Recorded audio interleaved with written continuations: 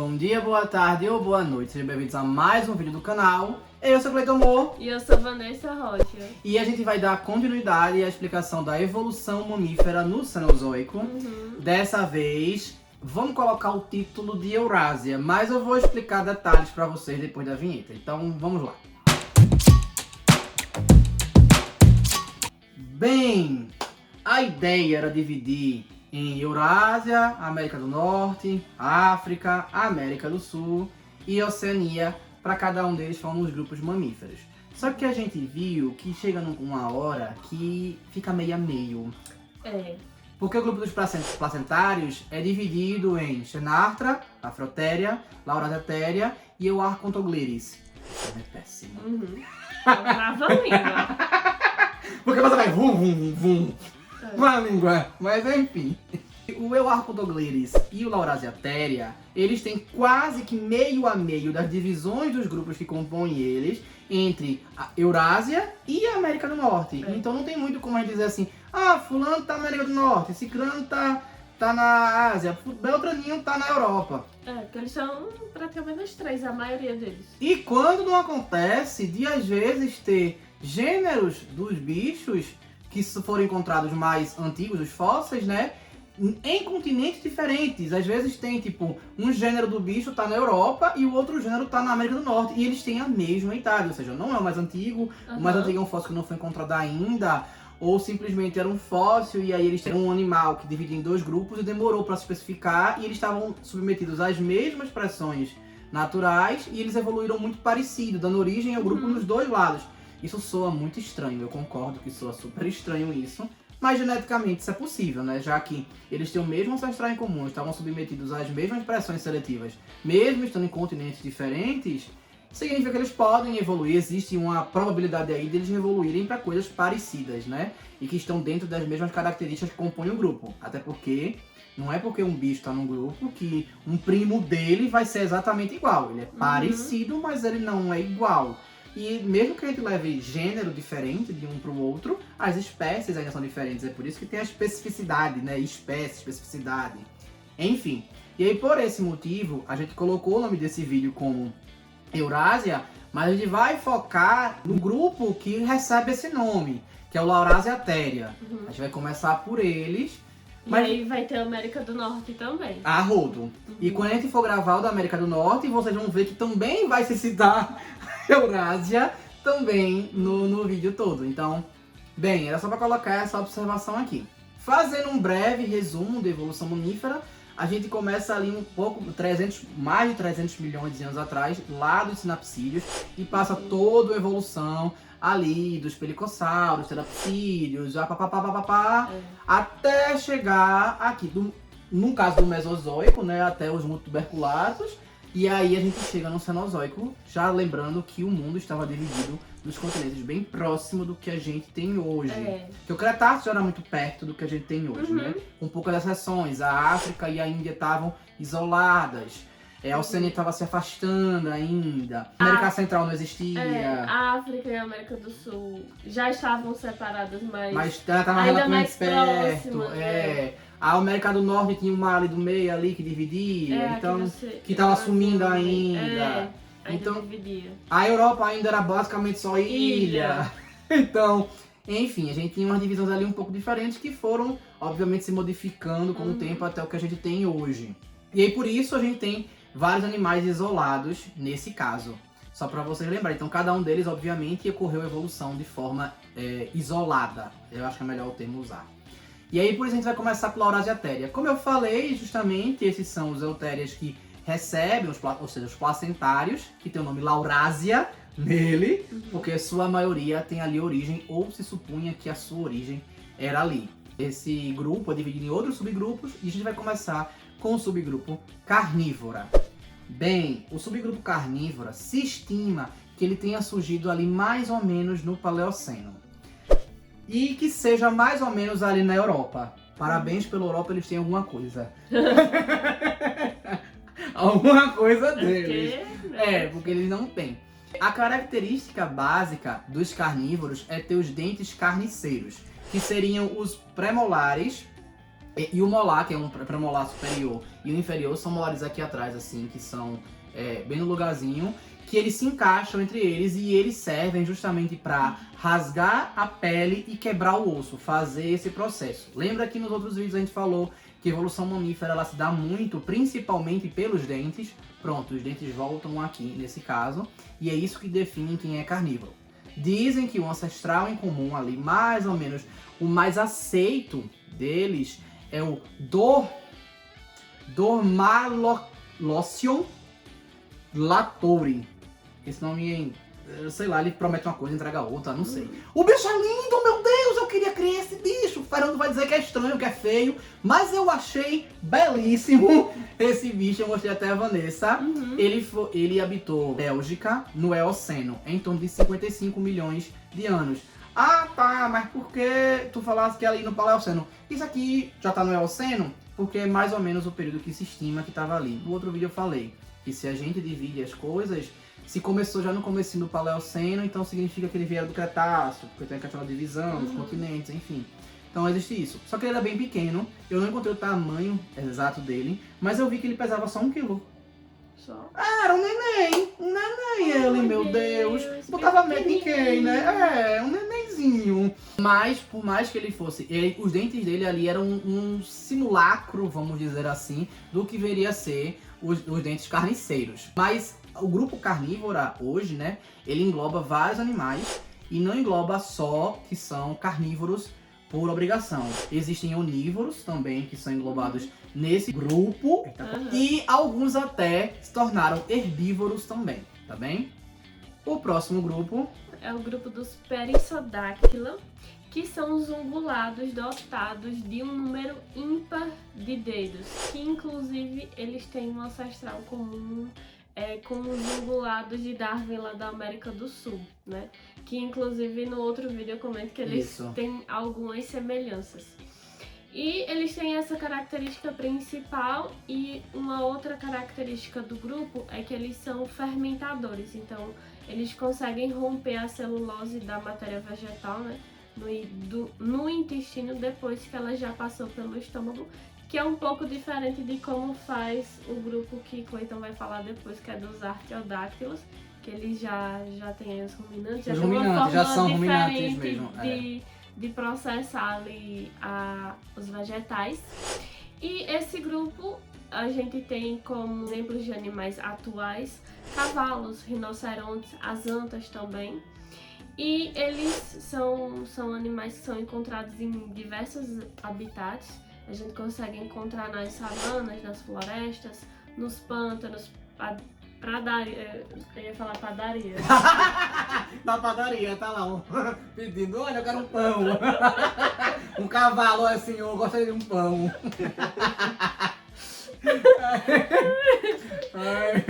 Seria um problema o rinoceronte na padaria.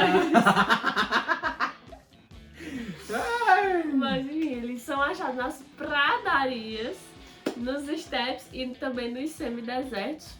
Acredita-se que eles surgiram ali durante o Paleoceno, mais ou menos 63 milhões de anos atrás. Então foi assim, um instante depois da queda do asteroide. Não dá nem tempo, né? Um piscar de olhos depois da queda do asteroide.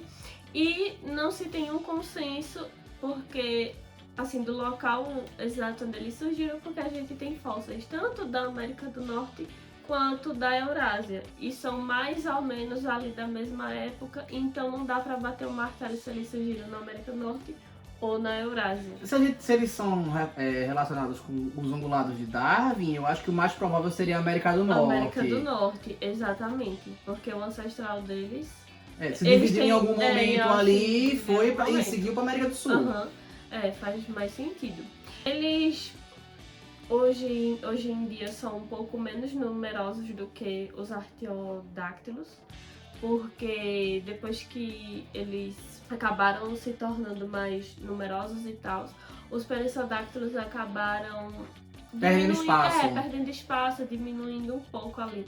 Então, conforme os artiodáctilos foram... Parte dessa culpa foi da adaptação dos artiodáctilos à vegetação, né? Sim. Parte da culpa da grama. Das graminhas, né? Do surgimento da grama. Então, eles hoje têm espécies menos numerosas, né? Tem um número menor. E um perissodactilo, assim, mais antigo, que já foi extinto, são os brontotérios, que são popularmente chamados de besta-trovão por alguns povos, principalmente povos indígenas. Por alguns contextos mitológicos. Inclusive dá pra fazer um vídeo só sobre essas criaturas, que tem um vídeo bem antigo no canal sobre isso. E esse bicho poderia entrar facilmente no contexto mitológico. Exatamente. O próximo grupo é o Cetatiodactyla. Esse nome é um trava-língua o tempo todo. Esse grupo, ele é dividido em dois grandes grupos. Os cetáceos e os artiodáctilas, que são bem mais fáceis de pronunciar separadamente, não é? Os cetáceos, basicamente, são as baleias e os golfinhos, tá? Os artiodáctilos são aqueles que têm dedos pares. Eu acho isso engraçado, porque perissodáctilos, eu fico pensando pé de pé, em inglês, de par. Entendeu? Então, tipo, é o contrário. É pé que ele tem, mas ele é ímpar. E o artiodáctilo, que ele quer par. É uma doidice isso. Eu não sei quem colocou o nome nessas coisas, porque, pelo amor de Deus. O período de origem ali é do Eoceno, estima-se que não é Eoceno, e que eles têm origem ali na Ásia. Esses aqui, assim, normalmente são reportados ali da Ásia. Mas nem todos esses bichos, eles foram asiáticos, tá? Alguns deles tiveram, como eu falei, alguns deles tiveram origem, sei lá, na América do Norte, por exemplo, outros na Europa. Então, assim, um dos primitivos dele foi ali na Ásia e boa parte desse grupo se originou ali. As características são basicamente de um osso específico, que é o talos, que é do pé, que nele chama de astrágalo, que eles têm um formato específico, que é o formato de roldana dupla, que é justamente para poder ancorar bem os dedos, para que eles possam ter a movimentação deles. A gente no livro até fala de Steve, que fala que é justamente para eles poderem ter bom salto, boa corrida, boa movimentação, eles consigam fugir ali e tal, então eles podem fazer movimentação.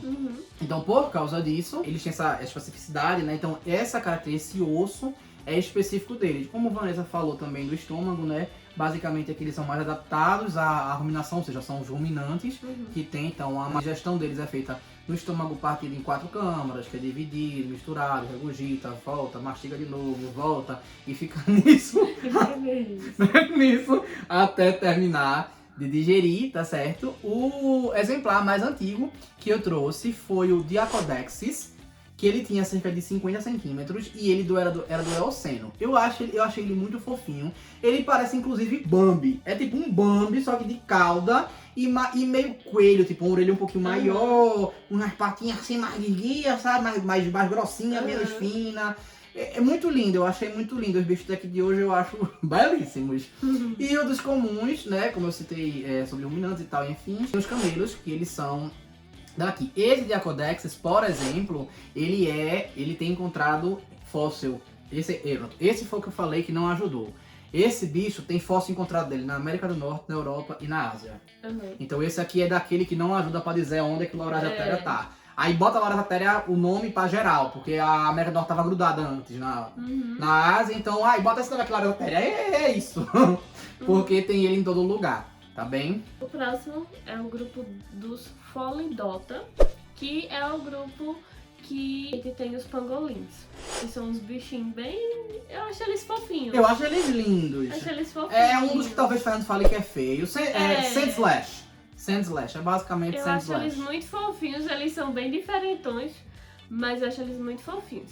E aí o nome pangolim eu trouxe como curiosidade, que esse nome vem do malaio, que significa aquele que se enrola. Oxe, meu Deus, coisa mais linda! Eu acho muito fofo. E a principal característica dos Pholidota é ter um corpo coberto por escamas, que talvez por isso algumas pessoas achem meio estranho. Mas eu acho que fica uma coisa tão diferente. Bonita, torna ele único, né?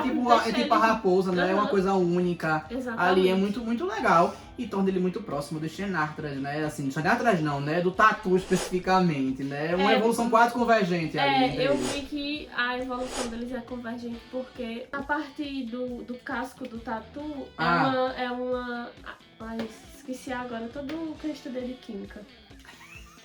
É queratina não, quitina. É de quitina? Não lembro, eu acho que eu não coloquei aqui, eu esqueci. Mas a formação das escamas dos pangolins é diferente da composição. Ah, sim, do a tatu. composição, sim, eu lembro. A composição é diferente. Eu lembro sobre Então isso, é uma Paulo. evolução convergente, eles não têm parentesco próximo, não. Enfim, eles adotam essa forma enrolada, né? Eles ficam enroladinhos assim, é bem bonitinho. Quando eles se sentem ameaçados por algum motivo e aí eles se enrolam para se proteger. Eles não possuem dentes, né? Eles têm aquela língua assim bem compridona para conseguir pegar a formiga dentro do formigueiro e também se alimentar de cupim. Então basicamente essa é a dieta deles, formiga e cupim. E apesar deles terem uma semelhança também com os tamanduás, por conta da língua, né? Eles não têm também parentesco com os tamanduás. Eles parecem um Xenartra, mas um Xenartra do norte. Então eles, apesar dessas semelhanças, não têm parentesco. Aí... E na verdade, eles têm parentesco mais próximo com os carnívoros. Sim, não, aí eu acho uma cara de pau o europeu colocar o nome daqui de Xenartra, porque são estranhos, são de fora, são... Aí tu tem o pangolim, que junta a característica do tamanduá, do tatu, uma coisa só, e tu vem chamar o tamanduá e tá tudo estranho. E aí? Como é que fica? E aí? Não faz nem sentido isso. Não faz nem sentido. Pois é. E, enfim, eles vivem em ambientes tropicais e subtropicais, tanto da África. É, É verdade. porque são as espécies, Uhum. eles não depois que colidiu. Ah, é verdade. É verdade. É porque tá os falando atuais. hoje. Esqueci que eu Tá tô falando voltando dos atuais. hoje. Eu já disse, gente, eu errei na pesquisa. Eu errei na pesquisa e só não toquei agora. E também vivem no Sudeste Asiático. Também não tem assim muito consenso se eles surgiram na América do Norte ou na Eurásia, mas o fóssil mais antigo, pelo que eu vi, é da Eurásia e o surgimento deles ali foi mais ou menos no Eoceno, cerca de 45 milhões de anos atrás.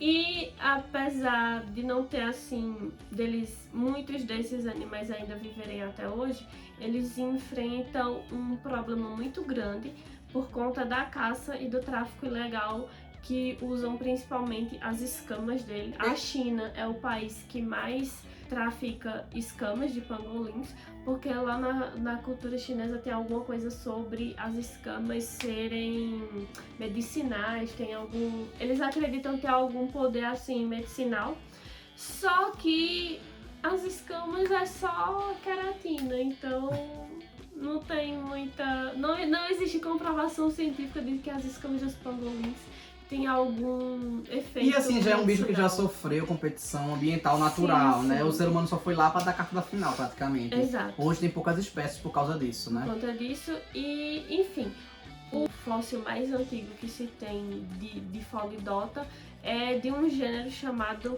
Eomanis, que foi encontrado no Lago Messel, que é bem famoso e que fica na Alemanha. Então por isso que hoje o fóssil mais antigo é da Europa. O próximo grupo é o Elipotífila. Eu fui pesquisar como é que se lê, qual é a sílaba tônica disso. Porque eu tava na dúvida se era Eulipotífila, Eulitófila, eita, não consigo nem falar. Ou se é Litofila, é fila, enfim. É a antiga classe insetívora, que é chamada de soricota, também já foi chamada de soricota, e que inclui os musaranhos, as toupeiras e os ouriços. Se você assistiu da África, você vai dizer, oxente, mas musaranho também não é afrotéria? Como é que pode ser as duas coisas? Bem, pesquisas genéticas apontam que os afrotérias eles têm parentesco ali próximo aos Laurasiatheria, né? Então, basicamente em algum ponto muito atrás, lá no Cretáceo, no Mesozoico, ancestrais se dividiram, um ocupou ali a África antes da separação, provavelmente, né? Ou, por exemplo, ali no Jurássico, né? Provavelmente no Jurássico, alguém ocupou ali e tal, e dividiu, e mais na frente foi virar o Afrotéria, enquanto os outros foram lá. E eles passaram por ações naturais parecidas, o que fez com que eles evoluíssem parecidos. Então, os musaranhos comuns, eles são desse grupo, Eulipotífila, faz parte do Laurasiatheria, enquanto os musaranhos-elefantes fazem parte dos afrotérias. O mesmo vale para as toupeiras. As toupeiras fazem parte do Laurasiatheria, enquanto as toupeiras douradas fazem parte dos afrotérias, ali, a Afroinsectifilia.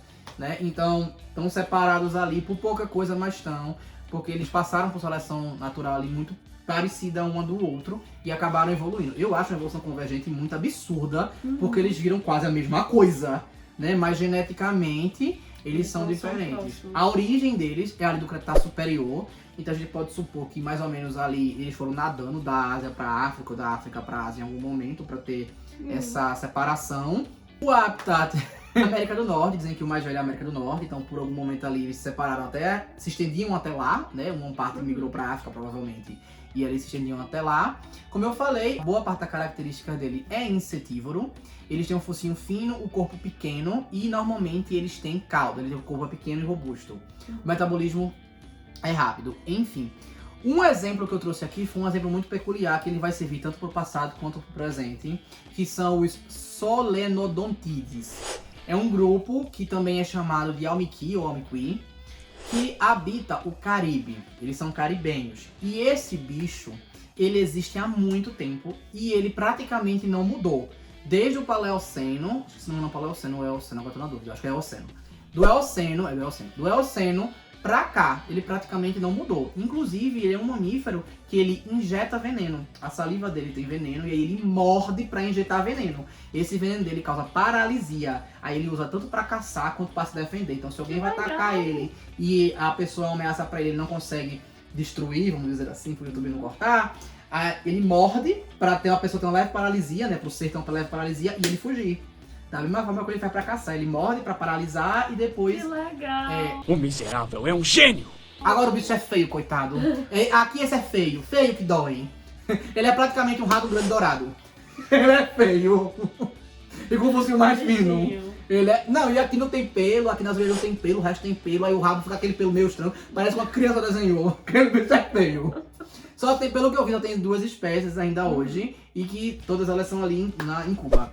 Um dos antigos que eu trouxe é o Simolestes, que é do Paleoceno e da América do Norte. Então é provável que esse grupo como um todo, ele seja de fato da América do Norte. Uma parte ficou ali nas ilhas, não conseguiu migrar da América do Sul, enquanto o resto foi ocupando a América do Norte, entrou na Ásia, emburacou pela África para poder dar origem ao Afroinsectifilia em algum momento, né? Só que isso já, ó... Muito tempo. Provavelmente ali, como eu falei, Cretáceo ou Jurássico. E o último grupo, os Laurasiatheria, são os Chiroptera, que são um grupo formado pelos morcegos, basicamente.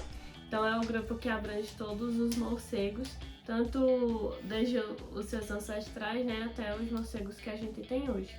Enfim, o grupo vai ser caracterizado por eles terem justamente essa membrana de pele, né, entre os dedos, que as asas do morcego são dedos modificados, né, dedos que se alongaram, e vai se estendendo até as laterais do corpo, formando essas asas. E os morcegos são, de fato, os únicos mamíferos que a gente tem que eles realmente voam. Tem propulsão. Tem alguns outros mamíferos que, inclusive, a gente já falou deles, como os aramídeos, que eles planavam. Isso. Tem os esquilos voadores que também são planadores. Tem os colugos, que são parte do outro grupo, né? Sim, que é o outro grupo do Gliris. Sim, mas que realmente bate asa e tem esse impulso de tem voar. A propulsão. É só os morcegos, tá? São os únicos. Os morcegos, eles normalmente vivem em colônias densas. Então, assim, já teve registro de um mesmo lugar ter mais de 100 espécies de morcegos diferentes. Então eles vivem muito assim. Ou seja, eles têm um acordo social melhor que o ser humano. Com certeza. Com certeza. E eles vão viver em florestas, cavernas, grutas e também em áreas urbanas. Também não se tem muito consenso sobre onde eles surgiram, América do Norte e Eurásia, durante ali o Eoceno, que fica ali entre 50 e 56 milhões de anos atrás. Mas o fóssil mais antigo, que é o Onychopteris, ele foi encontrado em Wyoming. Wyoming. Isso. Wyoming, nos Estados Unidos. E ele data de mais ou menos de 52 milhões de anos atrás. Eles também foram os primeiros mamíferos cosmopolitas, né? Foi porque voava, né? A partir do momento que conseguiram voar, exatamente, ocuparam tudo. Aí vamos dar uma volta. Exatamente, foram os primeiros.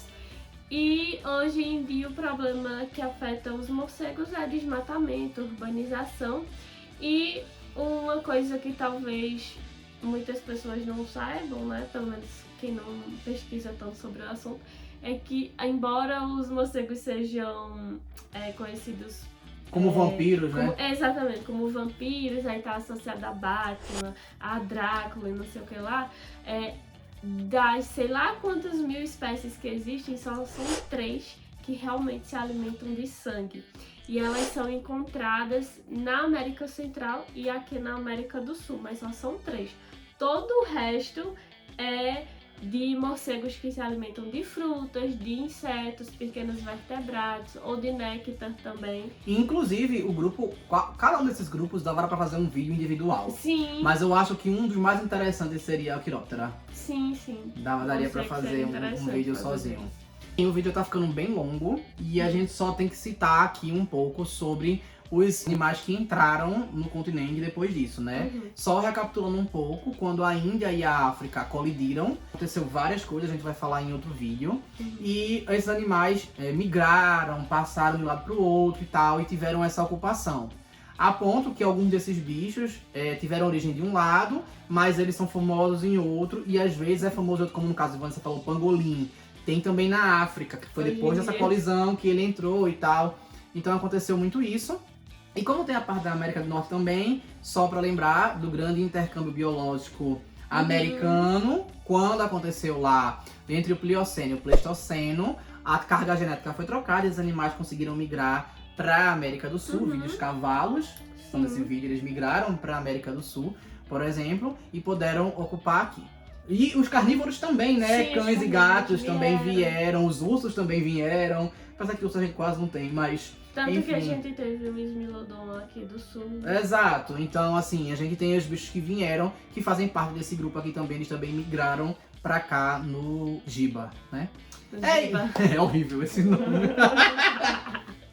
Bem, é isso, se já tenham gostado, curtam, comentem, compartilhem, se inscrevam no canal. E se não sabem o que escrever, escrevam Giba. Giba, e é isso, valeu.